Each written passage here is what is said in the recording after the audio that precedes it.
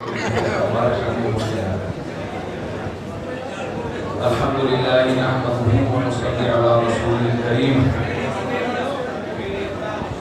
یہاں بڑے علماء بیٹھے ہوئے ہیں، حضرت مولانا نور الحق صاحب نے بیان کیا، سفید ریش بزرگان دین ہیں، مفتی عبدالواحد صاحب نے، یہ سب ہم سے بڑے ہیں، عمر میں بھی، علم میں بھی، تقوی میں بھی، تجربے میں بھی زیادہ ہیں۔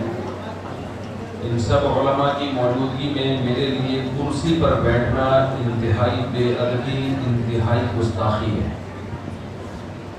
اس گستاخی پر نہ چاہتے ہوئے مجبور ہوں، کیونکہ پروگرام کی وضاحت اس طرح سے بنایا گیا ہے۔ میں کہوں کہ میں نہیں بیٹھوں گا تو یہ یعنی ہم نے آپ کو بلایا ہے اور آپ کرام کر رہے بیٹھے، تو ان بڑے اکابر سے پیش کی معذرت اور بیان کرنا بھی ان حضرات کا کام ہے۔ ہم تو بس شادیوں وادیوں کی وجہ سے مشہور ہو گئے اور ہمیں کیا آتا ہے بات کرنا۔ یہ اگر میرے ہاتھ میں پکڑا دیں تو یہ مجھے بولنے میں آسانی ہوگی، یعنی یہ ہٹا دیں، یہ میں ہاتھ میں پکڑ لیتا ہوں۔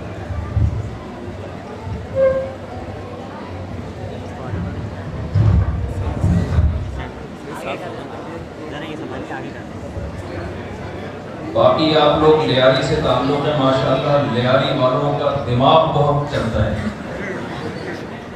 ہر بات کا فوری جواب ہوتا ہے لیاری اسٹیشن میں۔ ایک آدمی گاڑی میں جا رہا تھا، کار میں، اس کو لیاری میں کوئی بندہ گدھا گاڑی پہ نظر آیا، تو کار والے کی عادت ہوتی ہے نا طنز کرنے کی، فخر تھا میں گاڑی کے اندر، کار کے اندر، اور یہ گدھا گاڑی پہ۔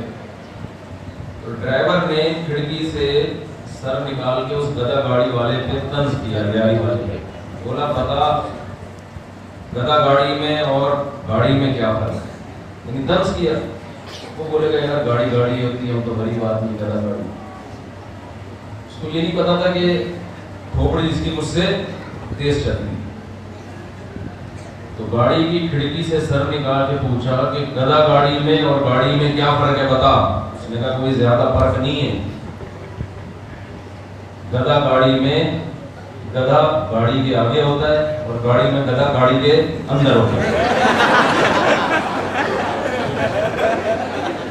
مطلب یہ جو اس قسم کی باتیں کر رہا ہے وہ گدھا ہی ہے نا، کہا زیادہ فرق نہیں ہے، ہمارے پاس گدھا گاڑی میں آگے لگا ہوا ہے اور تمہارے یہاں گاڑی میں اندر ہے جو گاڑی چلا رہا ہے۔ یہ گدھا بھی گاڑی چلا رہا ہے، وہ وہاں بھی گدھا ہی گاڑی چلا رہا ہے۔ ایک کو گدھا گاڑی بول دیتے ہیں اور ایک کو کار بول دیتے ہیں۔ تو آپ لوگوں کا دماغ بہت تیز چلتا ہے، تو اللہ تعالیٰ ہمارے ان دینی مدرسوں کی حفاظت فرمائے۔ یہ بڑے علماء کی موجودگی میں میں کیا بات کروں، چند باتیں آپ کے سامنے پیش کروں گا ان دینی مدرسوں کی اہمیت پر۔ ان کی اہمیت کا آپ کو دنیا میں اندازہ نہیں ہوگا، لیکن آخرت میں انشاءاللہ آپ کو اندازہ ہو جائے گا۔ دین کے ادارے دنیا میں بہت ہیں جو دین سکھاتے ہیں، بہت میں مسلکوں کے نام نہیں لوں گا، کوئی فائدہ نہیں ہے فرقہ پرستی رہنے کا۔ میں صرف بتاؤں گا کہ ہمارے مدرسوں میں اور جو دوسرے دینی مدرسے ہیں جو دوسرے لوگ چلا رہے ہیں ان میں بڑا فرق کیا ہے۔ بات آ رہی ہے سمجھ میں کہ نہیں آ رہی ہے؟ جہاں نہیں آئے تو بتا دینا، پولیس تو ہوتی ہے نا یہاں پہ۔ دیکھو ایک بات ہے، ہمارا عقیدہ ہے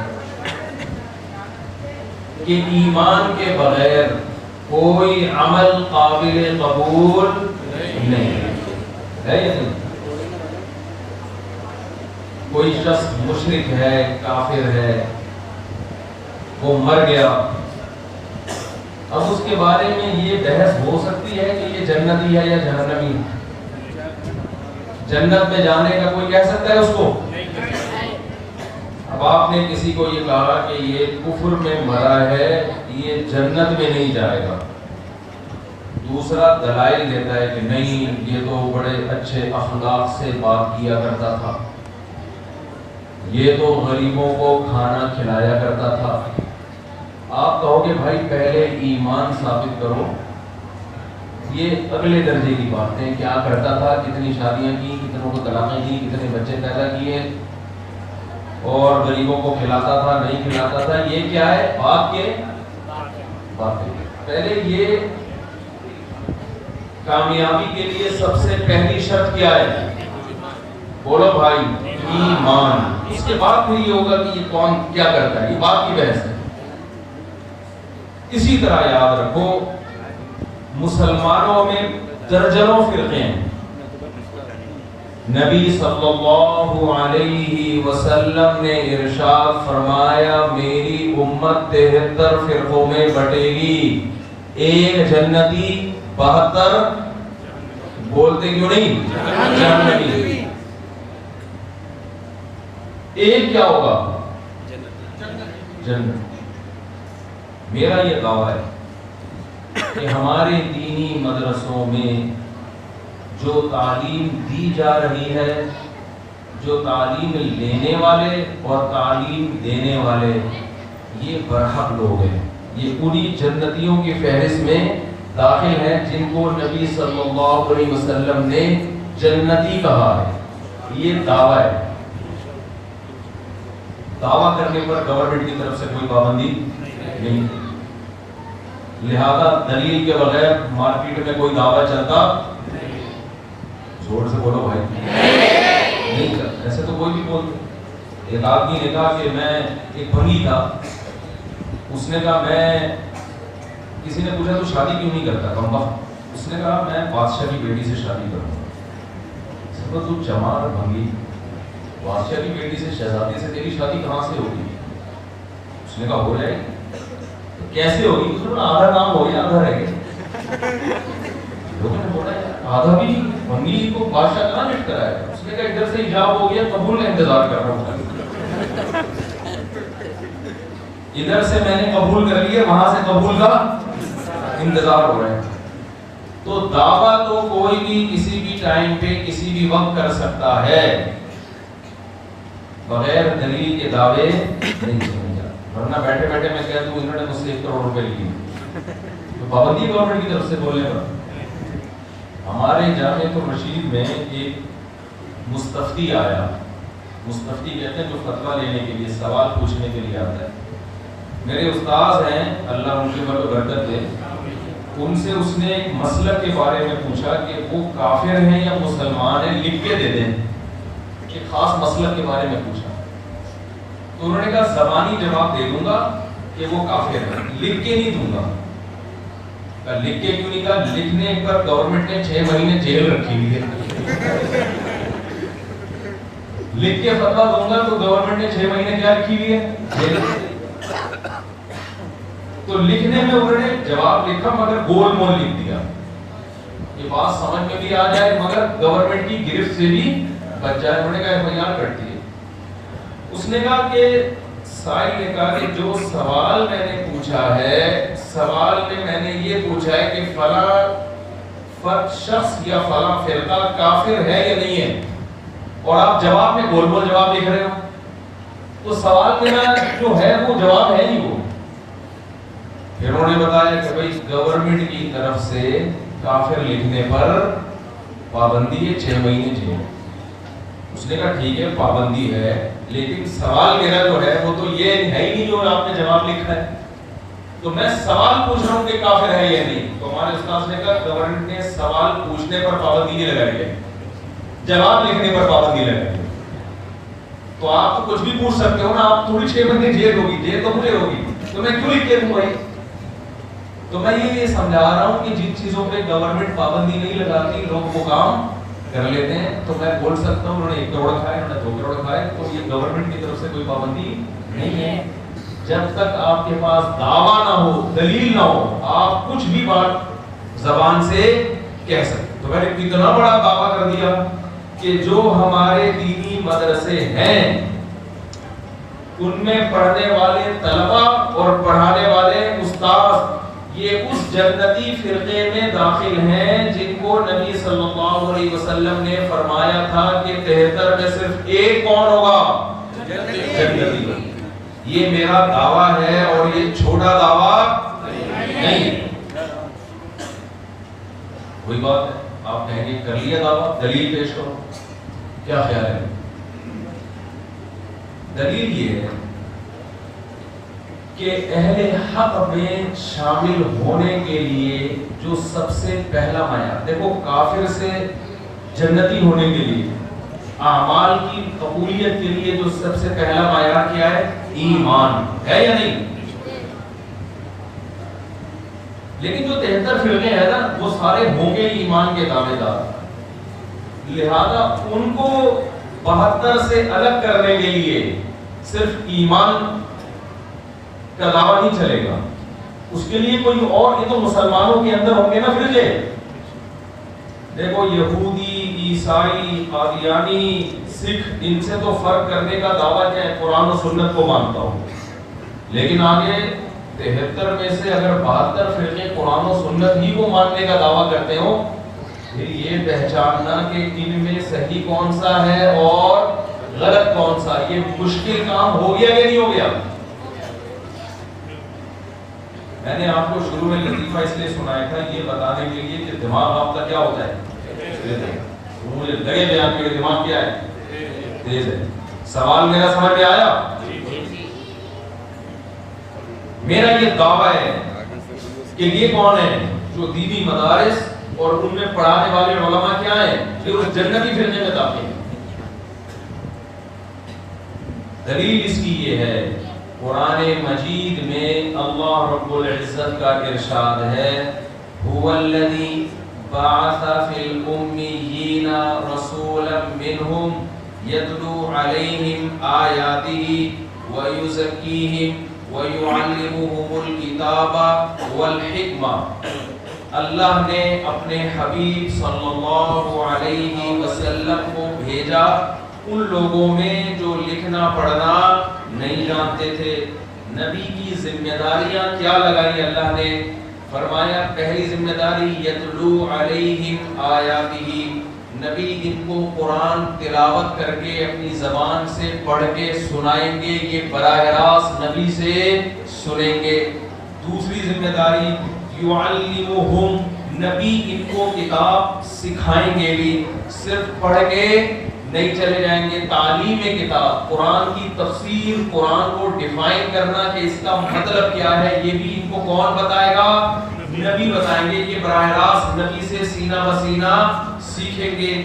تیسری ذمہ داری وَيُزَكِّيهِمْ، نبی ان کو ان کا تزکیہ کریں گے، ان کی ایسی ٹریننگ کریں گے کہ یہ ظاہری اور باطنی نجاست سے پاک اور صاف ہو جائے گی۔ یہ کام نبی براہ راست پریکٹیکلی کر کے دکھائیں گے یہ کام۔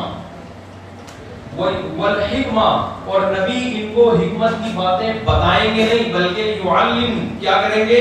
سکھائیں گے۔ آپ کہیں گے اس کا اس دعوے سے کیا تعلق؟ مفتی صاحب آپ بات کیا کر رہے ہو اور دلیل کیا پیش کر رہے ہو؟ اس کا اس سے کیا تعلق ہے؟ دینی مدرسے جنتی ہیں، یہاں جو پڑھانے والے لوگ وہ کیا ہیں؟ تو کوئی تعلق ہے آپس میں؟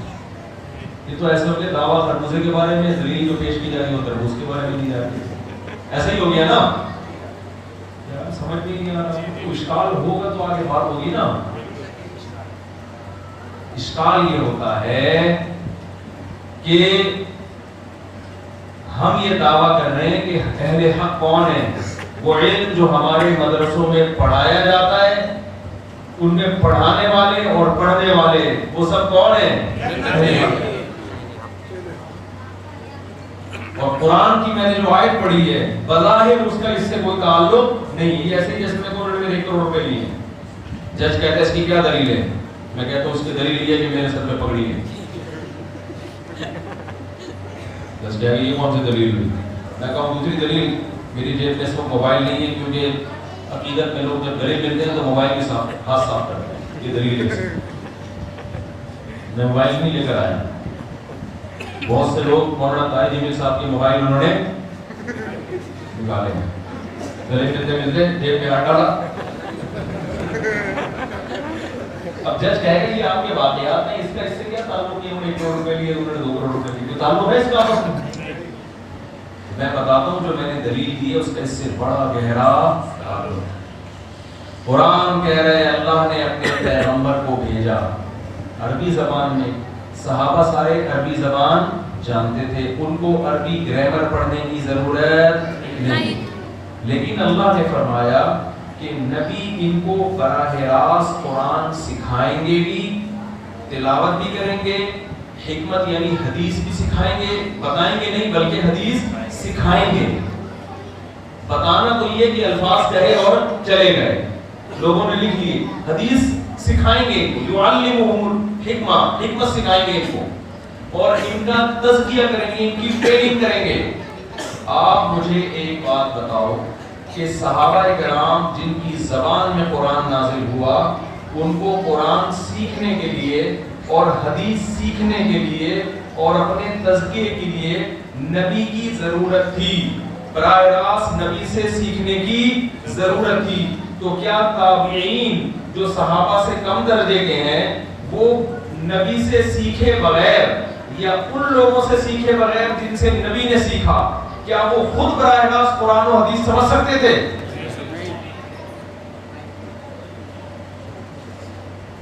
یعنی صحابہ تو قرآن کے مطابق براہ راست جن کی زبان میں قرآن نازل ہو رہا ہے وہ قرآن سمجھ نہیں سکتے تھے جب تک ان کو نبی سکھائیں گے نہیں, اور نبی براہ راست ان کا تزکیہ نہیں کریں گے, براہ راست خود سے ان کا قرآن سے تزکیہ نہیں ہو رہا.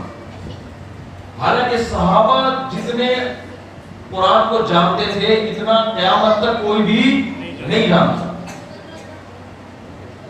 تو کیا یہ ممکن ہے کوئی تابعی اٹھ کے یہ دعویٰ کرے کہ میں پشتو میں کہتے ہیں اخبل طریقے سے قرآن سمجھوں گا اور اخبل طریقے سے حدیث سمجھوں گا؟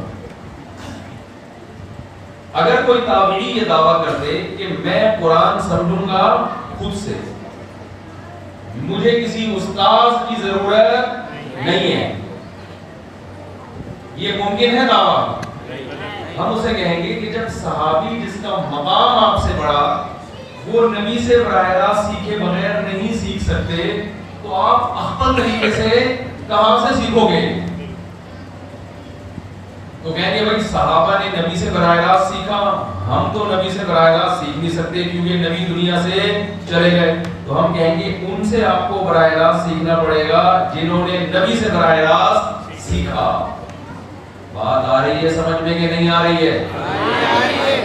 پھر تابعین نے صحابہ سے, تبع تابعین نے تابعین سے, یہ سلسلہ جو 14 صدیوں سے اب تک چلا آ رہا ہے یہ سلسلہ صرف ہمارے پاس محفوظ ہے, ہمارے علاوہ کسی اور کے پاس محفوظ نہیں ہے. ہر آدمی قرآن و سنت اخبل طریقے سے سمجھنے کی کوشش میں لگا ہوا ہے, ہم اس اخبل طریقے کو نہیں مانتے. میں اپنی سند پیش کر سکتا ہوں, میں نے حدیث کس سے پڑھی, اس نے کس سے پڑھی, انہوں نے کس سے پڑھی, پڑھی نہیں سیکھی. اور یہ سلسلہ ہمارا کہاں, نبی صلی اللہ علیہ وسلم تک میں ملا سکتا ہوں. مفتی عبد الواحد صاحب آپ کو اپنی سند پیش کر سکتے ہیں, مفتی نور الہدیٰ صاحب, نور الحق صاحب اپنی سند پیش کر سکتے ہیں. یہ سند ہمارے علماء کے علاوہ کسی اور کے پاس نہیں ہے. اگر کوئی اور یہ سند پیش کرے گا تو بیچ میں ہمارے علماء آ رہے ہوں گے اس میں. بہت مشکل ہے بات سمجھنا, بہت مشکل. یہ جو لوگ کہتے ہیں نا باپوں کے دین کو نہیں مانتے, باپوں کو نہیں مانتے, تو اسلام میں روحانی بابا جب تک آپ کا نہیں ہو وہ قرآن و سنت اسلام معتبر مانتا ہی نہیں. تابعین کے بابے صحابہ تھے, تبع تابعین کے تابعین تھے. یہ سلسلہ صدیوں سے اب تک چلا آ رہا ہے سند متصل کے ساتھ, کیونکہ رسول اللہ صلی اللہ علیہ وسلم نے فرمایا میری امت گمراہی پہ کبھی جمع نہیں ہوگی, لا تجتمع امتی علی ضلالہ. یہ حدیث سب کے نزدیک صحیح ہے, ہر فرقہ اس کو صحیح مانتا ہے. تو اگر آپ کسی بھی زمانے میں بابا لیس ہو گئے کہ آپ کا کوئی بابا ہی نہیں ہے, اس کا مطلب آپ نے قرآن کسی سینے سے نہیں سیکھا, اخبل طریقے سے سیکھا ہے. تو اخبل طریقے سے جب صحابہ کو سیکھنے کا حق نہیں ہے تو آپ کو سیکھنے کا حق کہاں سے ہو گیا؟ اخبل سمجھتے ہو کہ نہیں سمجھتے؟ اپنے طریقے سے نا, اخبل طریقہ. لیاری کے زبان میں کیا کہتے ہیں اخبل کو؟ Wati tarikaya. ہے پتھی Wati tarikaya. واتسر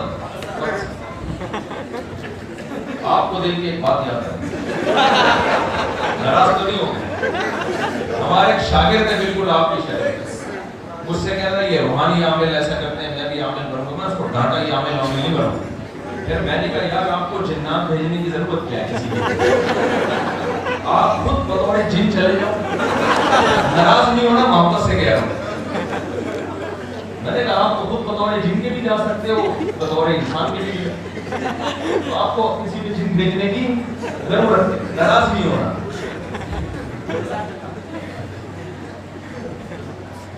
تو یہ جو نئے نئے فرقے نکل رہے ہیں نا میرے سے ایک دفعہ ایک صاحب نے کہا مشہور فرقہ ہے نام لینا صحیح نہیں ہے آج کل مسائل ہیں نام ہمیں فرقہ واریت کہتی ہے وہ کہہ رہے ہیں ہم قرآن و حدیث کو مانتے ہیں دو فرقے آج کل مارکیٹ میں بہت چل رہے ہیں ایک کہتے ہیں ہم صرف قرآن حدیث کو مانتے ہیں کہتے ہیں ہم صرف قرآن کو مانتے ہیں یہ دونوں نہ قرآن کو مانتے ہیں نہ قرآن حدیث کو مانتے ہیں میں مثال دوں گا پھر آپ کی سمجھ میں انشاءاللہ یہ دعویٰ جو میں نے کیا آپ کی سمجھ میں انشاءاللہ بیٹھے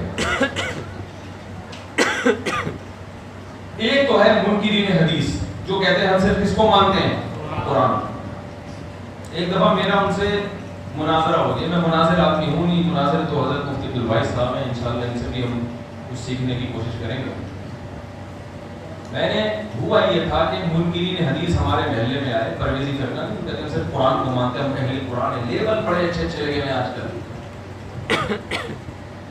لکھا ہوتا ہے نا ملتے جلتے ناموں سے دھوکہ نہ کھائیں پھر سب سے بہتر ہے پہلے آتا تھا آج کل لوگ ملتے جلتے ناموں سے دھوکہ کھائیں جو بار بار کہتے ہیں صرف قرآن کو مانتے ہیں صرف قرآن کو کہتے ہیں یہ ہے اصل یہ ہے کون ناموں سے دھوکہ مت کھاؤ نبی نے جو فرمایا نا 73 میں ایک جنتی ہوگا تو صحابہ نے پوچھا وہ کون سا ہوگا تو آپ نے اس کا نام نہیں بتایا کہ اس کا نام دیوبندی ہوگا یا بریلوی ہوگا یا اہل حدیث ہوگا یا اہل قرآن ہوگا نام اگر نبی بتا دیتے تو سب اپنا وہی نام قادیانی بھی اپنا نام وہی رکھ لیتے نبی نے علامت بتائی ہے نام نہیں بتایا وہ علامت کیا بتائی کیا زبردست حدیث ہے میں کہتا ہوں یہ خود حضرت حکیم اختر صاحب رحمہ اللہ تعالیٰ فرمایا کرتے تھے کہ علوم نبوت وہ خود دلیل نبوت ہے نبی کی جو باتیں ہیں نا وہ باتیں بتاتی ہیں کہ آپ سچے نبی تھے نبی نے فرمایا میری امت میں 73 فرقے ہوں گے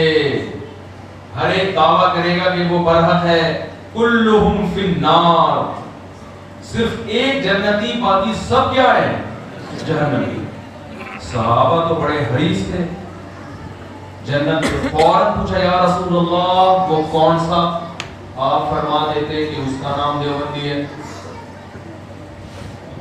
سارے کیا کہتے اپنے آپ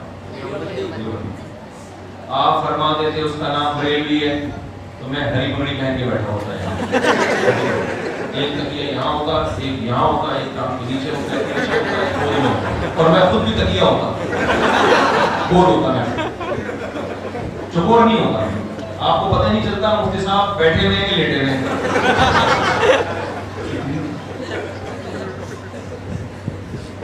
گول ہوگا میں اتنے تکیے ہول سیل کے حساب سے میرے دائیں بائیں رکھے ہوئے تکیے مارکیٹ میں مہنگے ہو جاتے ہیں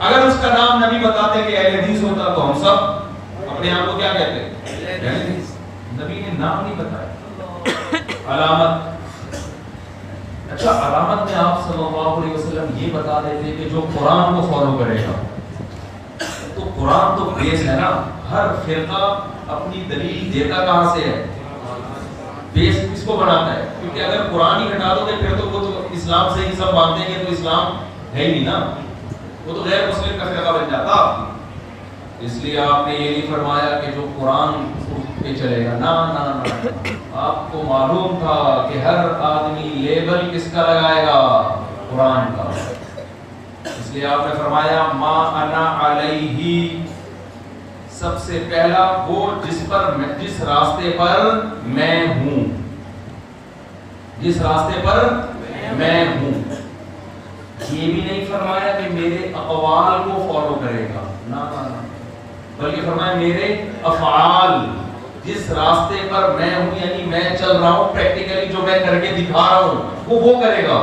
بعض دفعہ نبی کے قول اور عمل میں بظاہر تضاد ہوتا ہے، امام ابو حنیفہ ایسے موقع پہ عمل کو ترجیح دیتے ہیں قول کے بجائے، اس کی بہت ساری مثالیں ہیں، عمل کو ترجیح دی گئی ہے۔ میں زیادہ گہرائی میں نہیں جاؤں گا، پھر وہ فروعی مسائل شروع ہو جائیں گے نا، پھر وہ مناظرے کے چینل آنا شروع ہو جائیں گے، وہ آپ بہت ساری مثالیں ہیں۔ ما انا علیہ، جس راستے پر میں ہوں، چل رہا ہوں، پریکٹیکل کر کے دکھا رہا ہوں، اور میرے صحابہ۔ قرآن کا تذکرہ کیوں نہیں کیا؟ اس لیے کہ وہ تو 73 کے 73 قرآن کو تو اپنے کھاتے میں ڈالیں گے کہ ہم کس کو فالو کر رہے ہیں، قرآن۔ کچھ لوگ قرآن کی ایسی تشریح کریں گے جس پر میں نہیں ہوں، تو تشریح میں دیکھنا کہ کون قرآن کے ساتھ حدیث کو، اور صرف قولی نہیں بلکہ عملی حدیث کو قرآن کی تشریح میں فالو کر رہا ہے یا نہیں کر رہا۔ اس سے منکرین حدیث بولو نکل گئے اس تشریح سے۔ قرآن کی وہ تشریح مانی جائے گی جس پر میں چل کے دکھا رہا ہوں، لہذا جو حدیث کے منکر ہیں ان کی کوئی جگہ نہیں۔ دوسری علامت یہ بیان فرمائی، وَأَصْحَابِي، بعض لوگ میری حدیثوں کی ایسی تشریح کریں گے جو صحابہ نہیں کرتے تھے، جو صحابہ کا عمل نہیں تھا، تو میں اور صحابہ یہ دو چیزیں ملائیں گے تو کون سا فرقہ بنے گا؟ جنتی۔ ایک صاحب سے میری بحث ہو رہی 3 طلاق کے مسئلے پر، میں نے کہا 3 ہوتی ہیں، انہوں نے کہا عبداللہ بن عباس کی حدیث ہے کہ نبی کے دور میں 3 ایک ہوتی تھی، تو میں نے اس کا مفہوم بیان کیا، ان کی سمجھ میں نہیں آیا۔ میں نے ان سے کہا کہ عبداللہ بن عباس کا جو اپنا فتویٰ ہے وہ تو یہی ہے، مجلس کی 3 کتنی ہوتی ہیں؟ 3 ہوتی ہیں۔ تو مجھے کہنے لگے ہم نے کلمہ نبی کا پڑھا ہے، عبداللہ بن عباس کا نہیں پڑھا۔ میں نے کہا آپ نے تو نبی کا پڑھا ہے، عبداللہ بن عباس نے کس کا کلمہ پڑھا؟ یہ کیسے ممکن ہے کہ عبداللہ بن عباس نبی کا قول پیش کریں اور فتویٰ اس کے خلاف دے؟ اس کا مطلب انہوں نے کسی اور کا کلمہ پڑھا تھا۔ میں نے کہا یا تو عبداللہ بن عباس کو یہ حدیث نہیں پہنچی، یہ ہم تعویل کریں گے، یہ تعویل یہاں چلتی نہیں ہے، کیونکہ عبداللہ بن عباس خود یہ حدیث بیان کر رہے ہیں اور نبی کے دنیا سے جانے کے بعد بیان کر رہے ہیں، اور فتویٰ بھی نبی کے دنیا سے جانے کے بعد دے رہے ہیں، تو نہ منسوخ ہونے کا احتمال، نہ کم علمی کا احتمال۔ تو میں نے کہا یا تو یہی بات رہ گئی کہ یا تو آپ نے نبی کا کلمہ پڑھا ہے اور عبداللہ بن عباس نے نہیں پڑھا تھا، یا آپ جو حدیث کا مطلب بیان کر رہے ہو وہ غلط ہے، اور میں جو مطلب بیان کر رہا ہوں جو عبداللہ بن عباس کا فتویٰ بھی اس کے مطابق ہے وہ مطلب صحیح ہے۔ دونوں میں سے ایک بات کرو آپ۔ بہت مشکل ہے بھائی بات سمجھانا یار،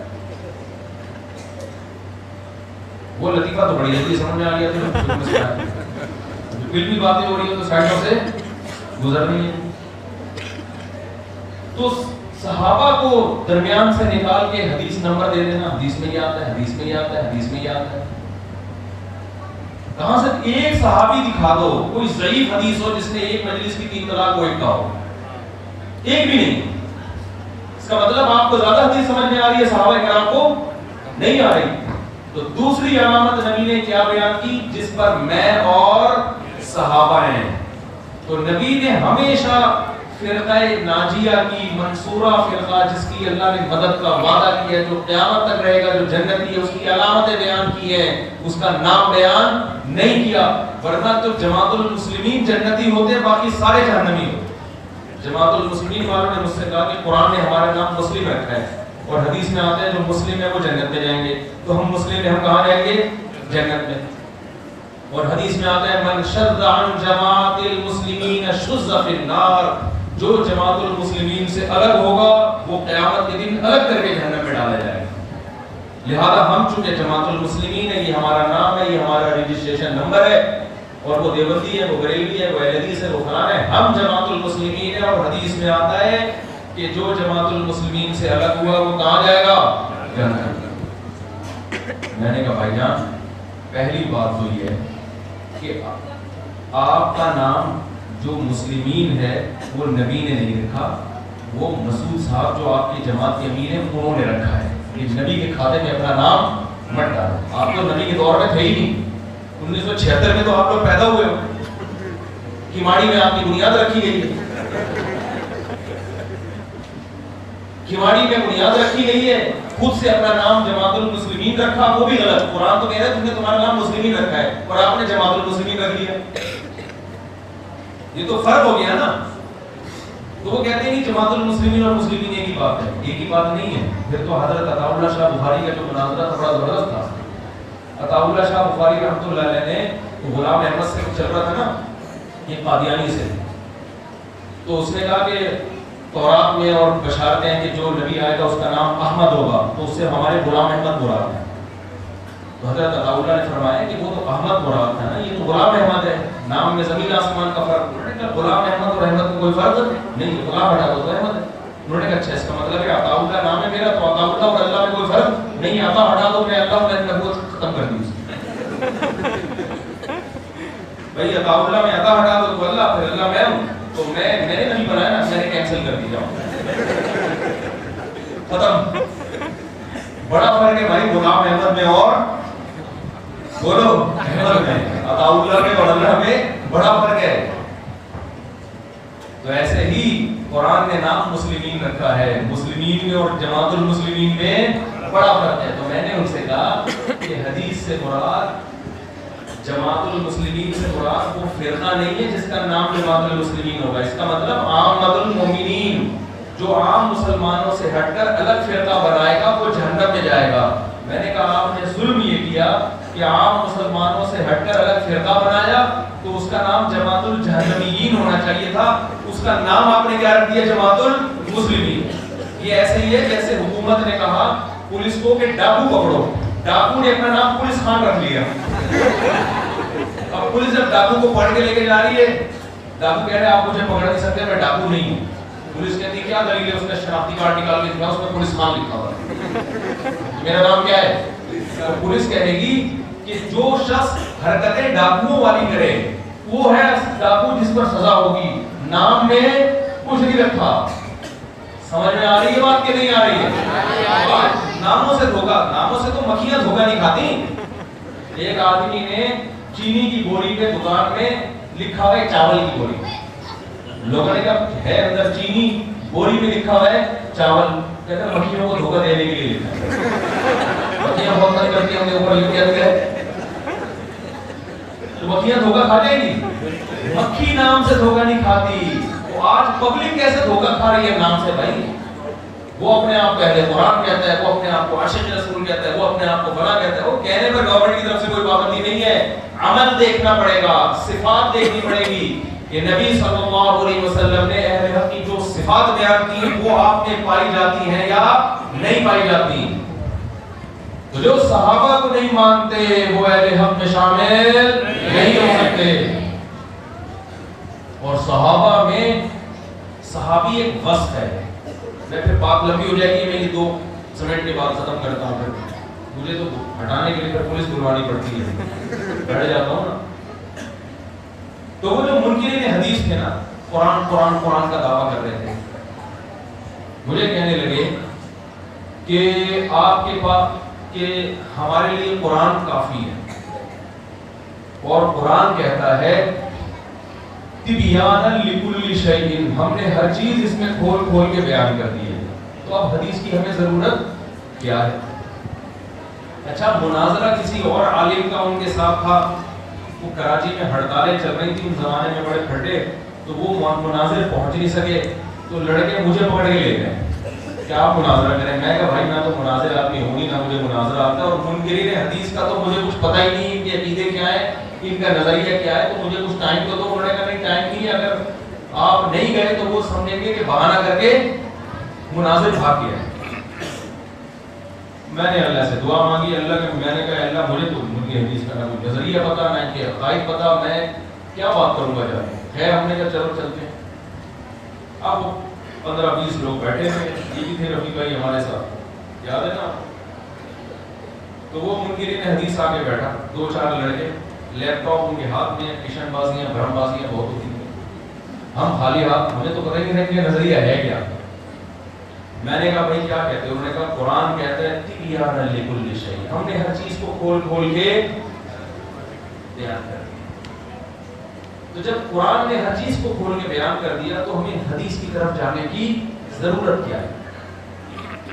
پھر آگے کہنے لگے یہ بخاری میں یہ حدیث غلط ہے، معاذ اللہ یہ حدیث غلط ہے، دیکھو اس کا یہ مطلب ہے، یہ ادھر یہ اس کے متضاد ہے، ادھر یہ لکھا ہوا ہے، ادھر وہ لکھا ہوا ہے، یوں لکھا ہوا ہے، ایسے لکھا ہوا ہے، یہ بخاری غلط۔ میں نے ان سے کہا، میں نے کہا یہ تو آپ نے مسئلہ ہی حل کر دیا ہے، آپ کہہ رہے ہو قرآن کہہ رہا ہے کہ ہم نے ہر چیز کو کھول کھول کے بیان کر دیا۔ میں نے کہا پھر قرآن نے یہ بھی بیان کیا ہوگا کہ حدیث کی ضرورت ہے یا نہیں؟ اب وہ اگر کہتا ہے نہیں یہ نہیں بیان کیا تو اس کا مطلب ہر چیز کو کھول کے بیان کیا ہی نہیں ہے۔ اگر وہ کہتا ہے ہاں بیان کیا ہے تو میں اس سے پوچھوں گا کہاں بیان کیا ہے؟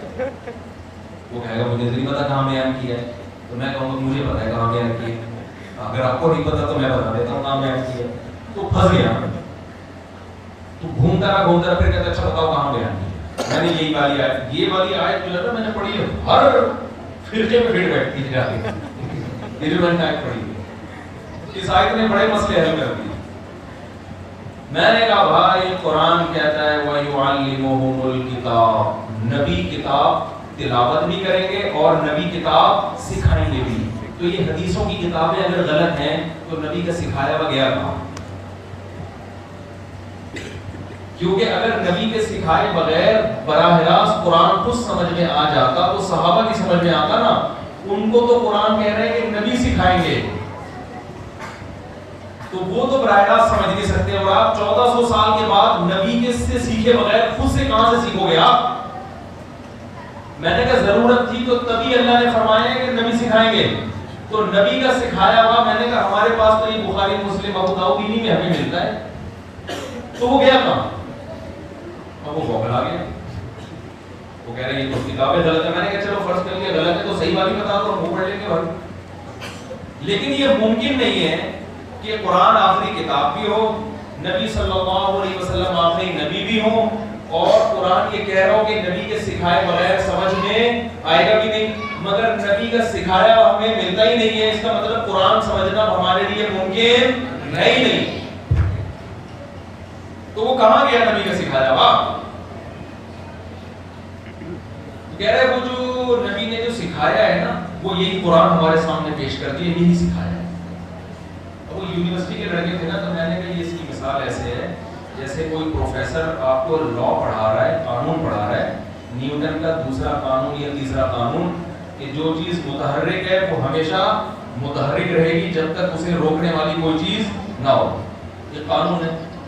حالانکہ اس کے لیے تو کھوپڑی نہیں چاہیے، پتہ نہیں نیوٹن نے کون سا ایسا ہوتا حل کر دیا، تو ہمیں پتہ ہے گاڑی میں جب تک بریک نہ لگاؤ رکتی نہیں، ٹھیک ہے، لیکن خیر ایک سائنسدان تھا اس نے تھیوری پیش کی۔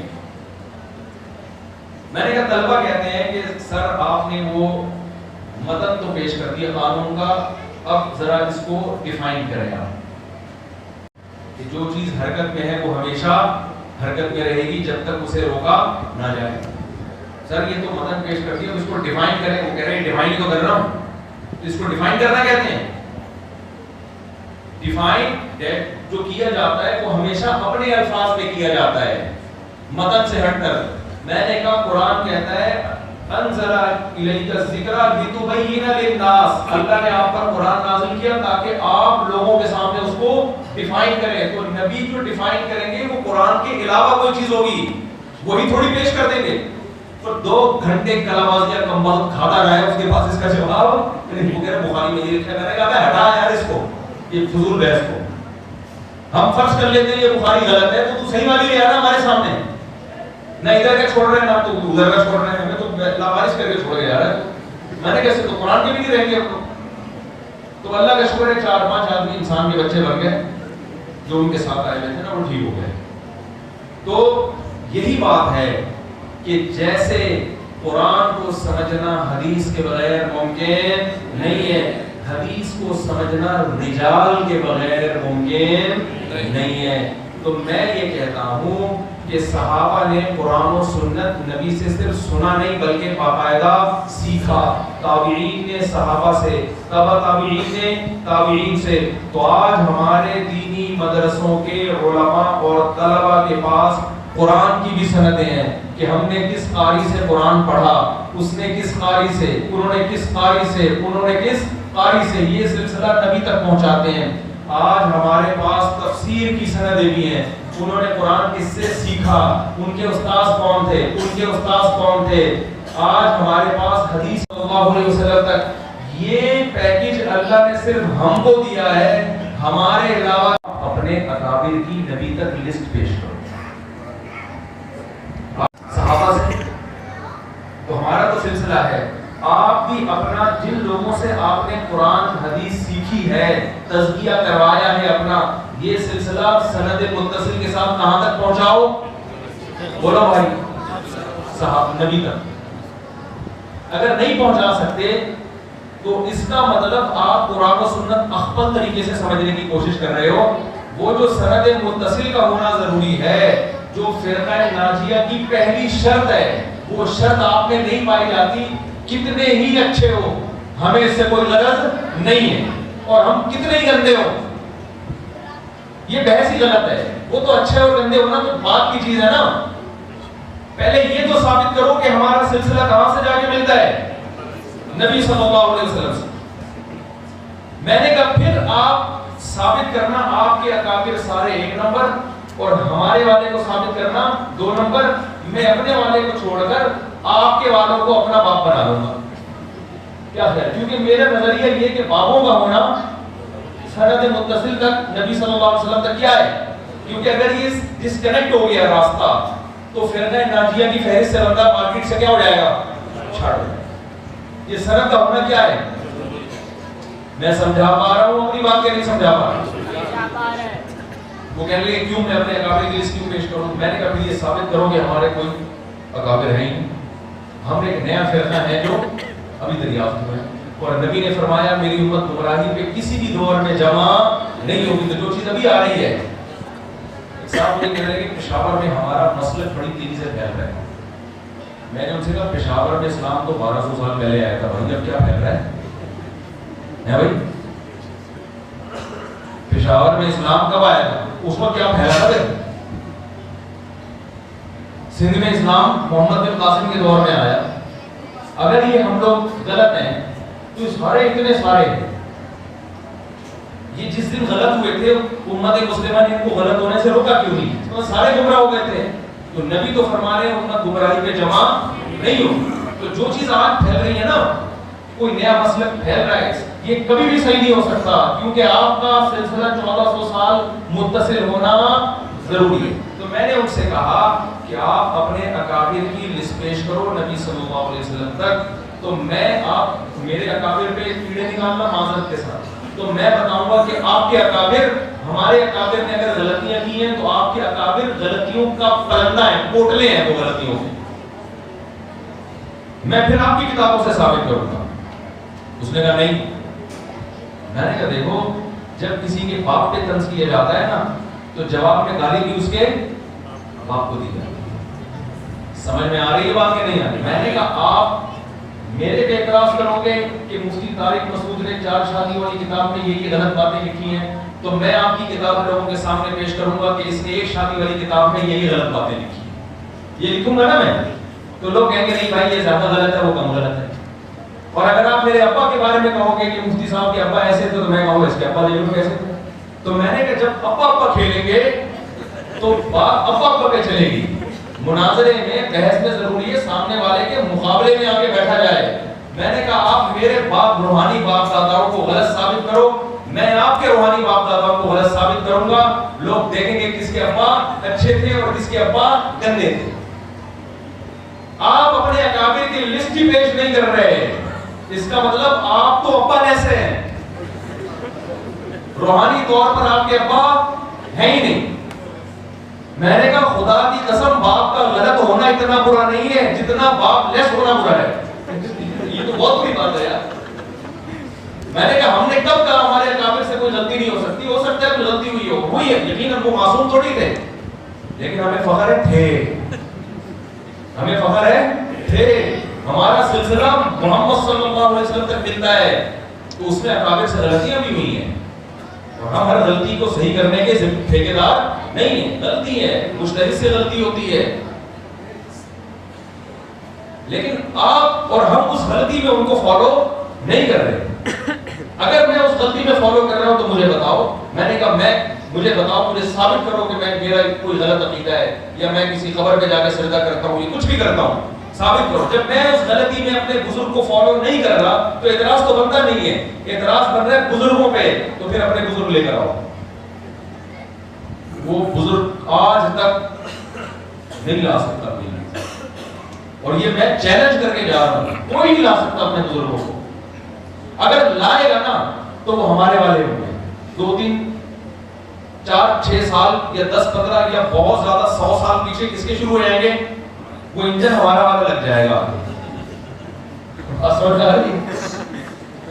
تو فرقہ ناجیہ کے لیے جو پہلی شرط ہے وہ یہ کہ انسان بزرگ لیس نہ ہو, بابا لیس نہ ہو.